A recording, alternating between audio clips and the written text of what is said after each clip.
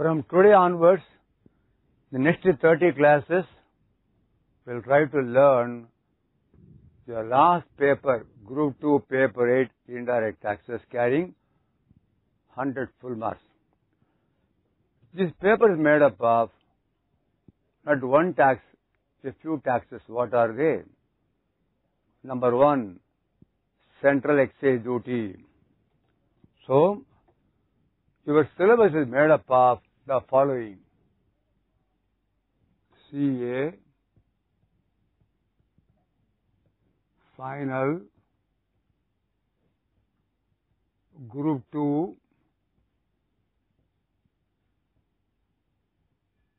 Paper 8. CA final, Group 2, Paper 8, made up of, what are they? One is central excise. Second is customs. Third is service tax. Fourth is VAT. This carries 40 marks. This carry 20 marks. This carries 20 marks. This carries 20 marks. So 40 plus 20 plus 20 plus 20 comes to 100 marks. The syllabus now. Then, what will be the pattern of the question paper? This is syllabus now. What is the pattern question paper? You will have question 1, question 2, question 3, question 4, question 5, question 6. Okay. 1 is compulsory. First question is compulsory. It carries 25 marks. Got now 2, 3, 4, 5, 6. 1, 2, 3, 4, 5. Add one more. Because here 6 questions. Among them, answer 5 questions. Each carry 15 marks. So in totality, it is 75. Together, it comes to 100 marks.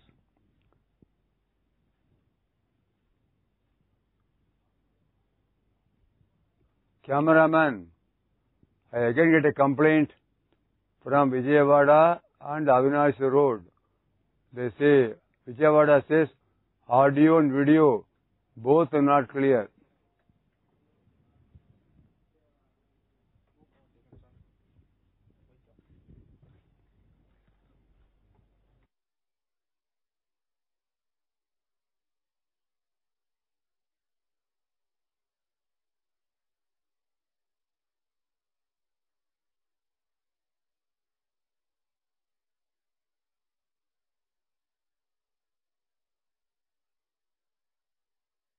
Engineer says that stream is going on correctly here. There is some problem. They are discussing with the people there. Don't worry, it will be taken care of. We shall proceed now. Now, so you find here, major content is central excise, then minor customs. Together, it is 40 marks here.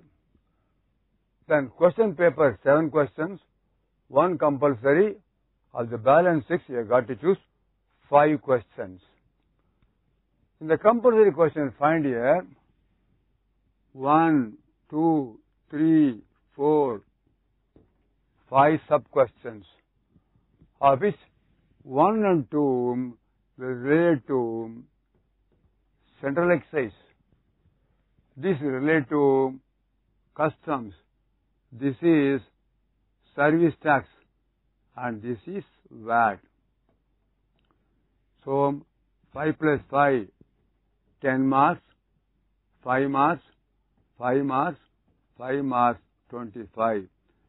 This will be definitely a problem, but not a problematic problem as you find in costing paper or accounts paper or income tax paper, simple problems only. So, first question compulsory, it has got 5 branches, 1 and 2 relates to central excise, Other three relate to customs, service tax, and VAT. Then, next question. Among them you will find here, each question carries 5 into 3, 15 marks. Each you will find here, central excise, customs, service tax, and also VAT. But you know, understand now, every question will have a component of customs, excise, service tax, or VAT, as the case may be. What I want to impress upon you is that you can't omit any one area, because every question contains part of the whole. Therefore, we must have a thorough knowledge of central excise, customs, and also service tax. Now, come to understanding now, both excise and customs law are almost same. Both are duties only. Both regulated by Central Board of Excise and Customs. The only difference is custom duty on imported goods, excise duty on manufactured goods. So once in excise law, the same pattern is almost followed in the other laws also, mutatis mutandis. That means with the suitable modifications. To give an idea, I'll tell you what are all the common areas.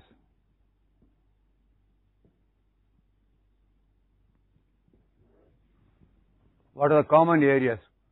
Number 1.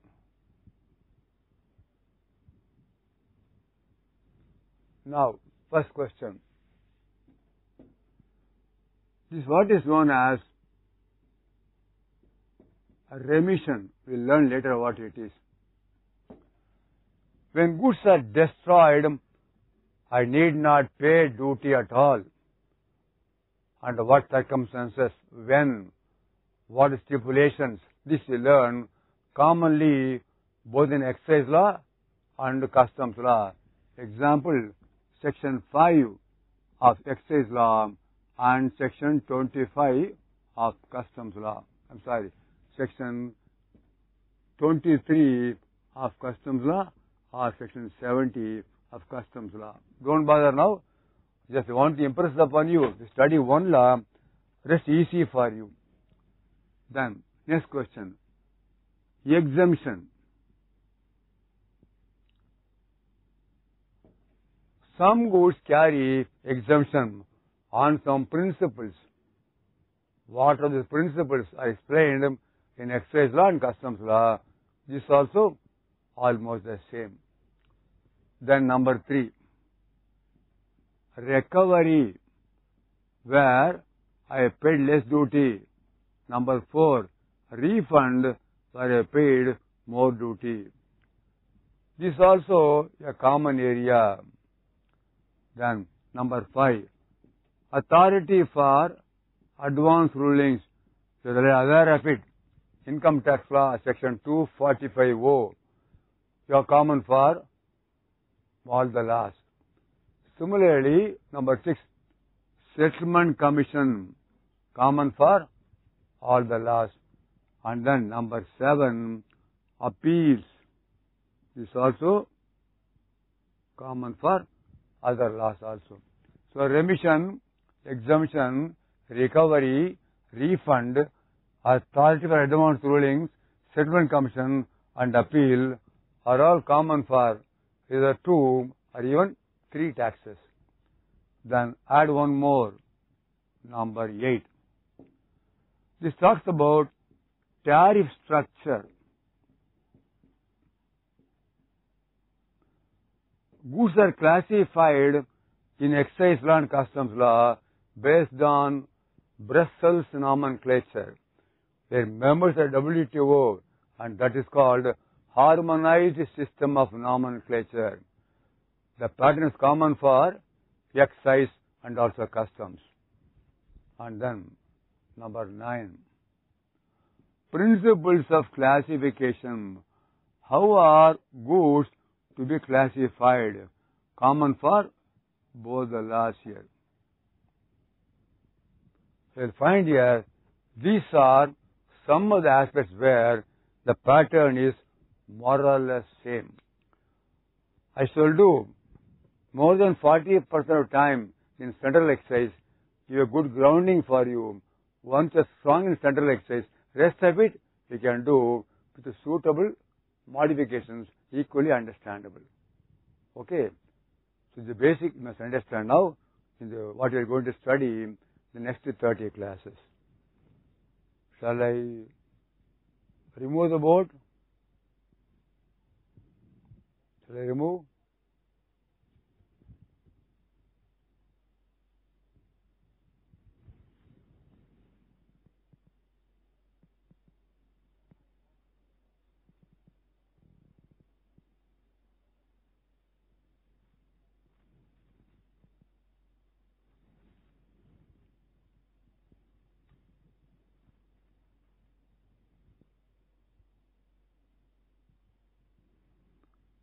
You can't follow this now. Make a note of it just to facilitate you that the effort put in central exercise will help you in other laws. You can save a lot of time in studies.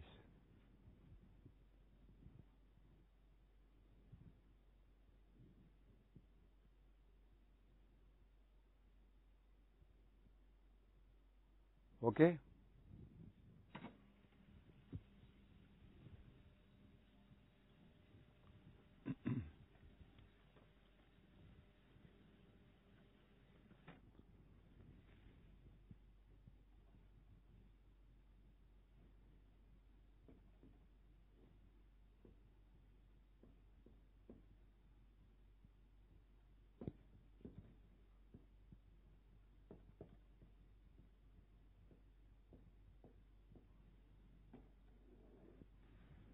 We shall first take up the study of Central Excise Act. As you also know, Section 1 of any law says the extent, the name of the law, and when it came into force, etc. Then Section 2 will give you definition, and thereafter other sections. In our law, Section 3 is the charging section. We shall start with section number 3. So we shall now see what does Section 3, the charging section, says.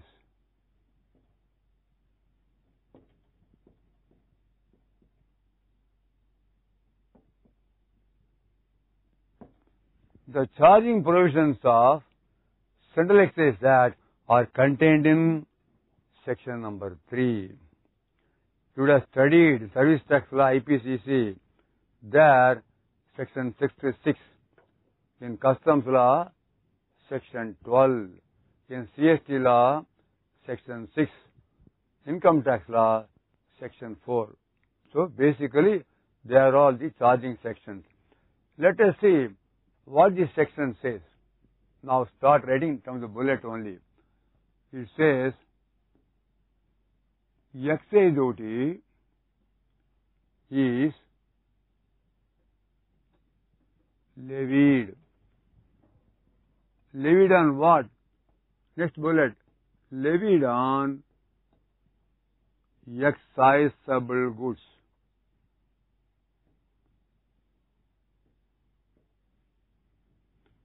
Excise duty is levied on excisable goods when they are manufactured or produced.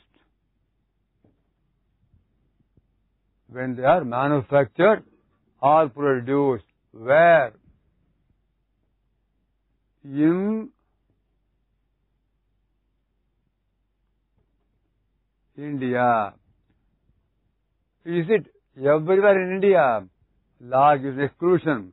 It says, excluding SEZ, Special Economic Zone. ED is levied on excisable goods manufactured or produced in India, excluding those manufactured in SEZ. Audit. At what rate? As per Central Excise Tariff Act. Income tax law, section 4 says I got to pay income tax. To find the rate of tax, what do? I go to Finance Act. In Service Tax law, section 36 says I got to pay service tax. Where do you find the rate? The same section. In Excise law and Customs law, I pay duty as per Central Excise Tariff Act. In Customs law, as per Customs Tariff Act. Therefore, to quantify the duty, I should refer to two statutes. Number 1, Central Excise Act. Number 2, Central Excise Tariff Act. Okay. Full stop. Next question. It is levied. I got to pay. Who will pay? When will he pay? How will he pay? Pay by check, pay by cash, pay by electronic media, when to pay, what the periodicity, etc. Therefore, it says,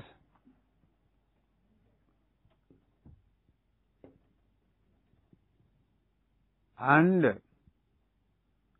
paid in the manner specified.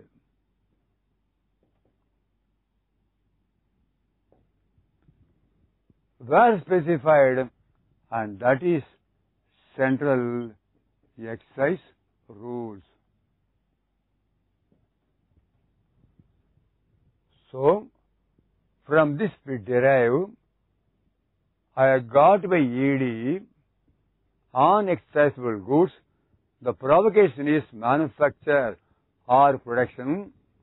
The citus place is India, but not including SEZ, and the rate shall be as per Central Excise Tariff Act, levied and paid by me in the manner specified. So we find, to learn the law, I require 3 instruments. What are they? Number 1, I should know Central Excise Act. First. Number 2, I should know Central Excise Tariff Act. And number 3, I should know Central Excise rules. So basically, unless I am conversant with the Act, the Tariff Act and the rules, I cannot discharge my responsibilities as a manufacturer in regard to payment of excise duty.